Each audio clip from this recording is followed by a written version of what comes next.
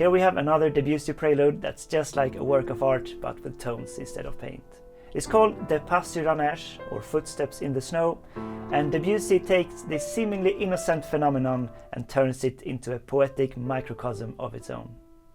We follow these hollow footsteps, slowly but relentlessly moving forward, just a shadow of someone who has been here before, in a winter landscape that's not crispy and beautiful like his other piece, The Snow is Dancing from Children's Corner, but rather bleak and foggy. But as with his music in general, the beauty comes from this poetic expression. It opens up something that's full of nuance.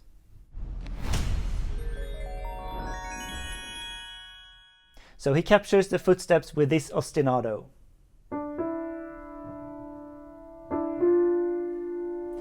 And the rhythm here, it's a 16th notes of a triplet, quick as an upbeat, but on the beat. And the French marking here, it means this rhythm should evoke the depth of a bleak, frozen landscape. It's kind of tough to do that with the rhythm, but the atmosphere of the piece in general makes that if you play it right.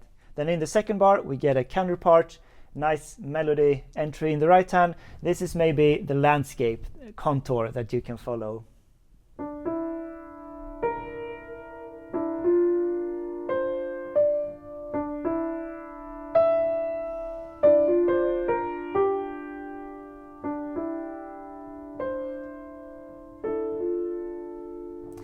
It's actually quite difficult to play this because you need such a strong sense of internal rhythm and pulse, because you have these divisions in both 2 and 3, 2 eighth notes in the melody and triplets in the footsteps in the left hand.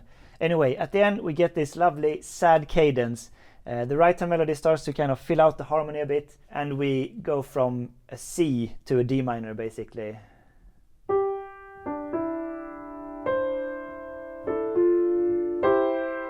With the D pedal point all the time, of course. So the C is the dominant to F major, the relative major, but it's not in F major, it's more D minor already from the start. We get the D minor third established, and then this is a C major with a D pedal point, going to D minor. Like this modal cadence, just, yeah, perfect for this piece. Okay, after this we get something new.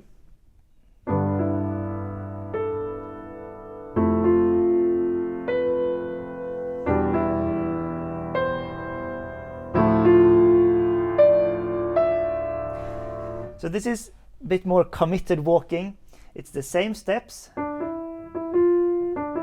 but it's re-harmonized with some fancy nice chords, basically just going down in step sequence. G, F, E minor, D minor. And the melody moving up in contrary motion, also a commitment, some direction. And I also like Barenboim's solution of so Debussy writes Mandrat right hand to play this. So you would assume you play right hand, and then you need to start to lift these. You have them in the pedal, of course. But so Barenboim plays it the other way. You lift the left hand instead. Go over.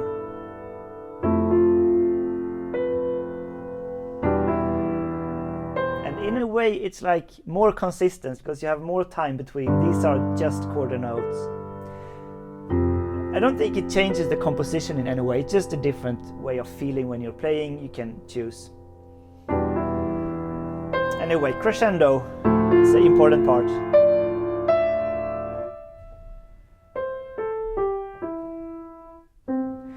But the melody inevitably falls down and with no chords. And we start over with the steps and again reharmonized. Now it sounds like this.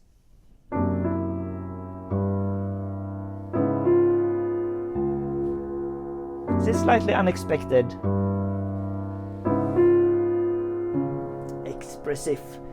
Expressive but still pianissimo, always. Hard to play it too expressively. When it's like that. So some kind of diminished feeling with a tritone going to C sharp 7, and this upbeat of the E is just leaning on this dirty sharp 9 chord, but just for a moment. It's coming back later though. And the third bar here, I kind of lean forward a bit here to get some more momentum, even if it doesn't say too much. We get some new harmony again. More tense. Here is a crescendo to this lovely G flat major 7. But second inversion, different, weirdly spaced and voiced. And then the left hand takes over with something to say.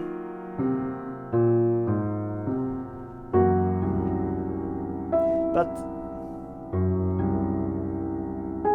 like everything just freezes and stays, and you lose the momentum.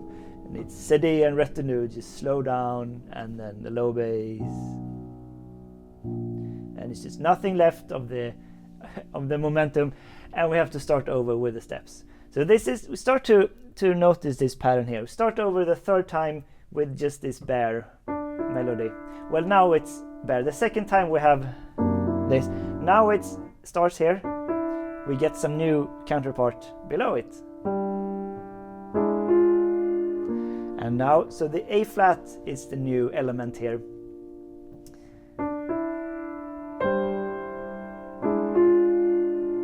So here we spell out the B flat 7 chord.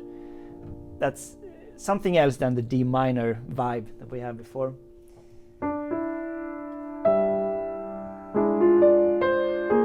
Also the E on this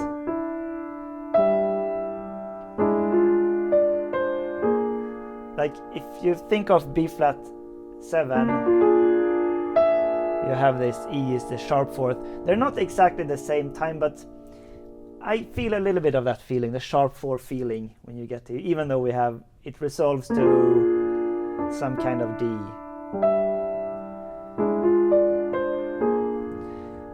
And then piano, so the crescendo isn't allowed to get anywhere. You need to take it back immediately. And an echo. And this A natural is kind of changing it back from the A flat implied tonality, or the A flat makes it into something else, the implied tonality, but here we're back in the D minor mode. And we get this we recognize. It's the committed walking. So this time it doesn't say crescendo, but I do a little bit crescendo, but then when it says piano, expressif and tender, I go down. Like here.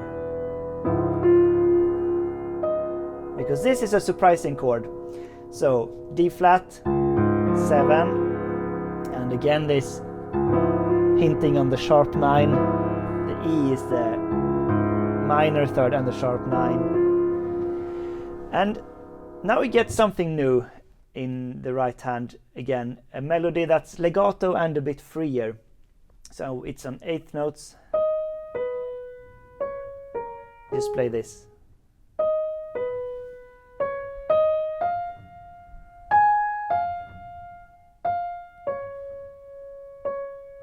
And here it's more crescendo. This is like the most intense, the loudest dynamic in the piece. It doesn't even say, but it's more than pianissimo, and more than piano is a good way to play it, I think, like mezzo forte maybe.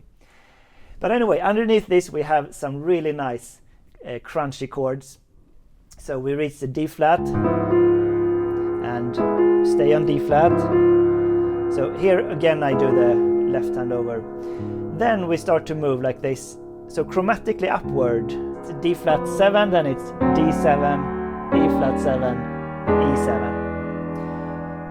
And the footsteps is still there. Now it's only this all the time.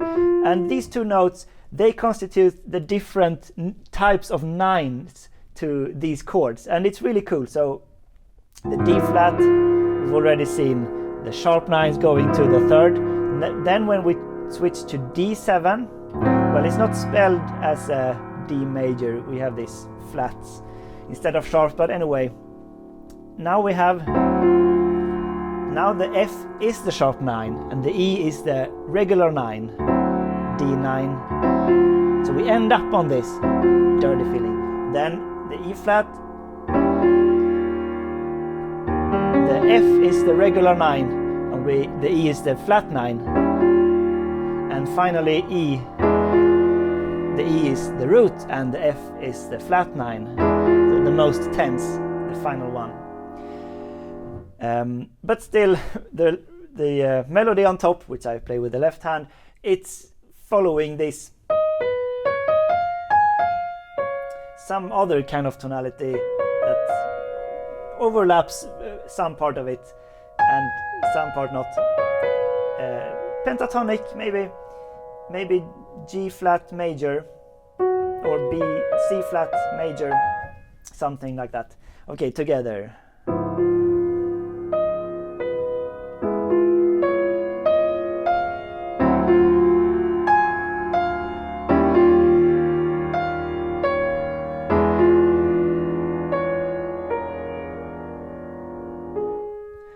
And again, it loses the momentum and dies away, and you feel this lonely desolation.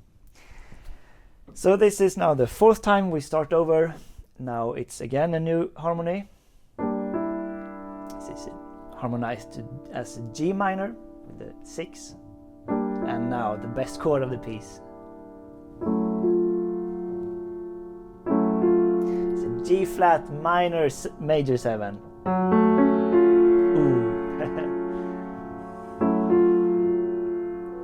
Continuing chromatically down, basically, the left hand here. Very, very sad to play minor chords descending like that.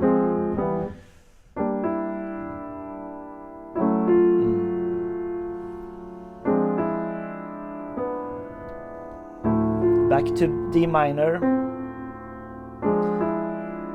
And this kind of feels like we're vamping around a bit. And then again we get a nice melody.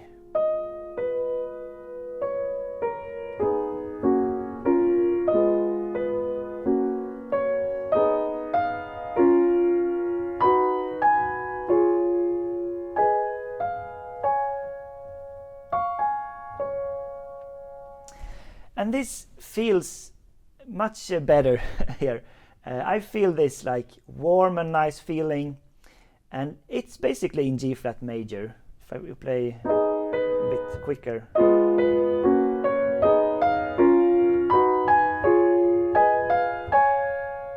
If we here play G flat major, this feels like the tonic. We're in G flat major. It never counts like that. But the weird thing here is that it says "comme un tendre et triste regret," like a tender and sad regret. And for me, that's not what it doesn't sound that sad. It sounds tender, but it sounds nice, like it's finally some kind of hope. Maybe you see a light in a house far away. You know you're gonna come home safe or something, and just going up in the nice register. So yeah, I don't quite understand Debussy here. Maybe it's the poetic complexities of it or something.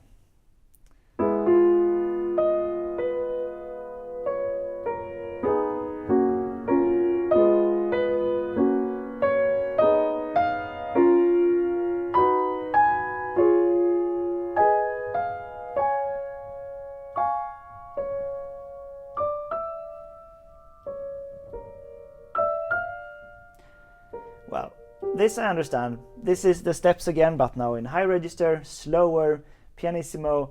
So this is the 5th time of like the structure of the piece that we get the repeat of the starting of the steps. But now it's different. Now it's in the high register and slower, and yeah, more of an echo, more of a memory, less firm steps in the snow somehow. And these extra notes.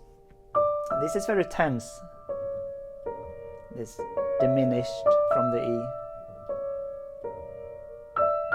And this is still clearly for me D minor. But then we get the G and these slow steps, a new type of steps. Really sad. So here it's been staying in G minor. You get this G and D for quite a long time, but then the final chord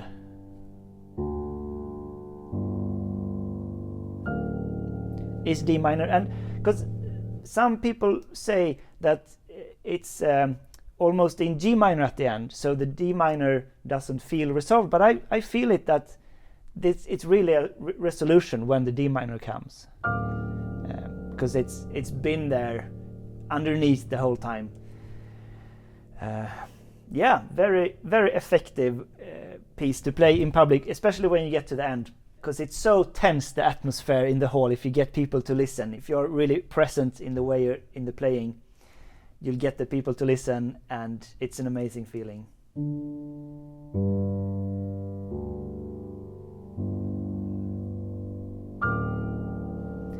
Icy cold D minor chord. A big shout out to my Patreon sponsors Jay Sennett and Jay Sprout. And if you want to know more about this music, I'll always recommend Paul Roberts' books about the piano music of Debussy and Ravel. There's two of them. The Debussy book is called Images, and he writes about all the piano pieces by Debussy with a lot of context of like inspiration and literary. So for this piece, there's not a clear source of inspiration like a painting for some of the other preludes or some literary source. It's more of this general idea that as a backdrop of nature and of human interacting with nature to make culture and leaving traces, and poetic world of piano music. Thanks for watching Sonata Secrets. See you in another video.